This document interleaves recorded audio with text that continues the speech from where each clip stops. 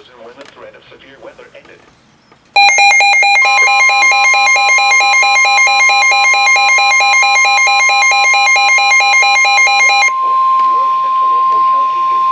The National Weather Service in Milwaukee-Sullivan has issued a severe thunderstorm warning for southeastern Kenosha County in southeastern Wisconsin until 11:30 a.m.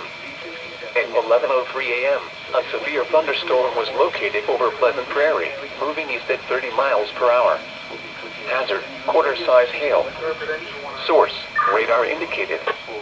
Impact, damage to vehicles is expected. Locations impacted include Kenosha, Pleasant Prairie, and Winthrop Harbor. For your protection, move to an interior room on the lowest floor of a building.